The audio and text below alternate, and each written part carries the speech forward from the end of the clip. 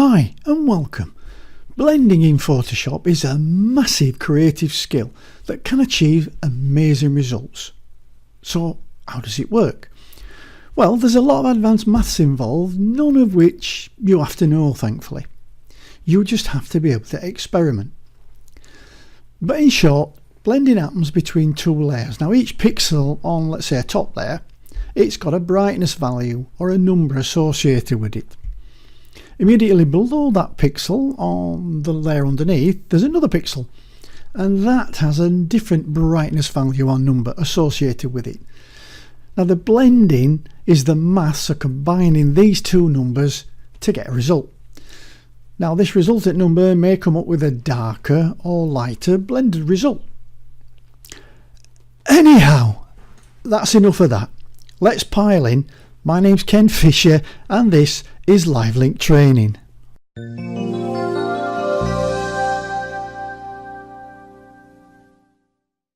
Now in this video we're going to be exploring the three key blending modes of multiply, screen and overlay.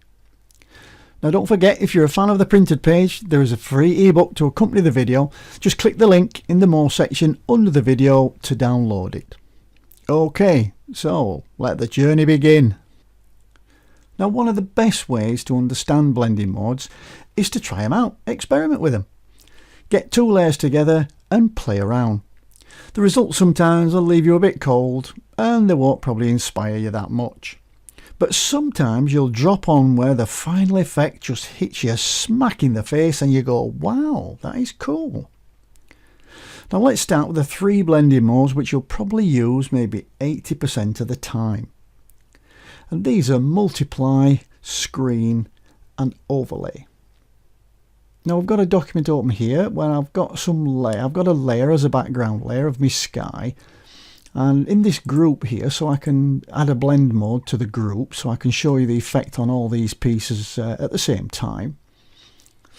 And what I've done is I've got a gradient at the top, so I've gone from black through grey right to white. And here I've got a black blob and I've got a grey blob and I've got a white blob. Okay, so let's start with the multiply blend mode. So I'm going to just take that group and I'm going to give it a multiply blend mode.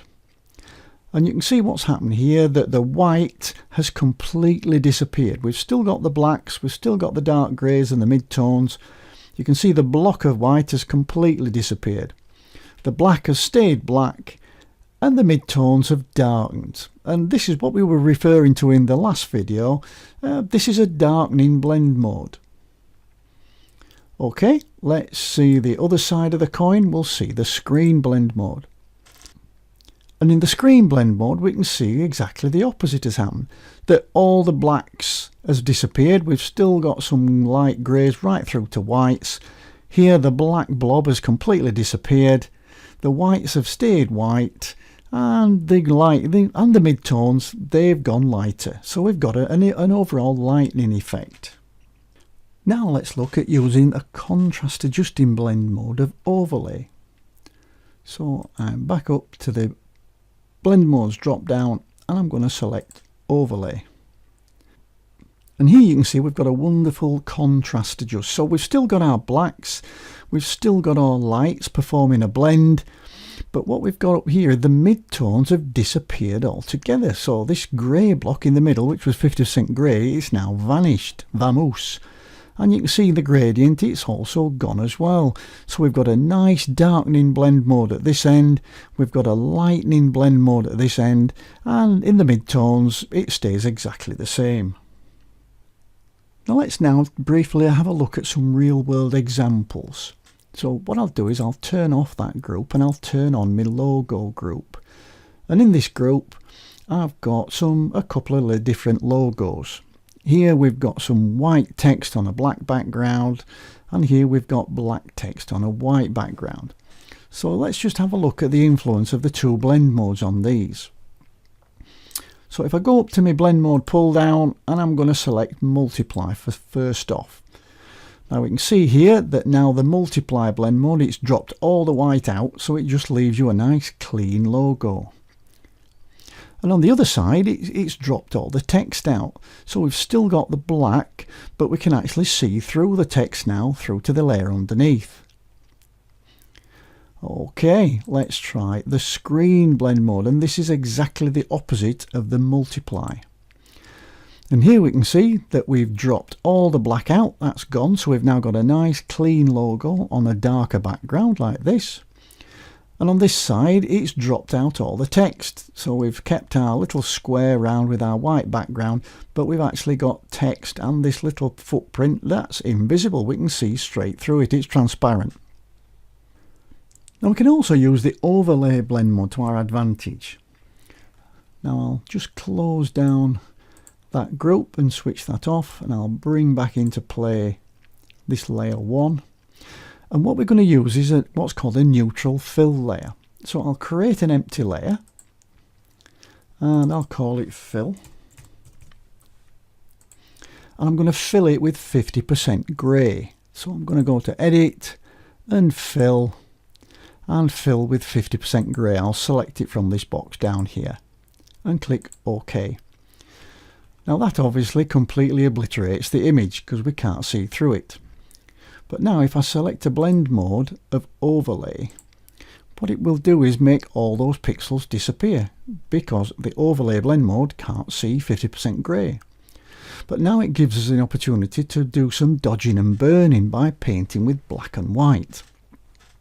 So I'm going to reset my foreground and background colours by pressing the D key, and then I'll press the X key to get black to the foreground colour. I'm going to select my brush, and what I'm going to do is now just try and paint with a really low opacity. I've got my opacity to 3, 4, 5%, something like that. I'll leave the flow set to 100.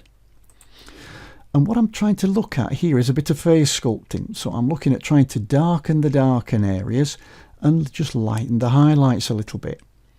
So I've got black selected, very low opacity, and I'm just going to gently brush in a little bit in those shadow areas. And I'm going to press the X key, and I'm now painting with white. So I'm just going to pull in a few of these highlight areas. And this is just a brief exercise, and what I'll do is I'll turn that on and off. And you'll see what I'm doing. I'm just adding a little bit of sculpture, that face, with a little bit of contrast, a little bit of modelling.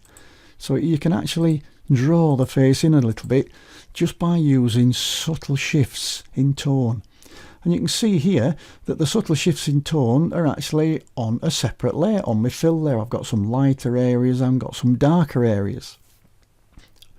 And I can actually save this layer with the image, so this is totally non-destructive editing. I can throw it in the bin if I'm dissatisfied, or I can just fill it again with 50% grey and start again. But I think you can see that's a pretty effective little bit of editing with a totally non-destructively with a neutral fill layer using the overlay blend mode.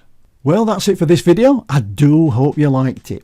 If you did, please give me a thumbs up or leave a comment under the video. Or even better, share it with a friend or two. Don't forget to check out the more area under the video for the link to any download files or free ebooks. And please click the subscribe button so when I upload a new video, you are the first to know. I'll see you in the next video. Bye for now.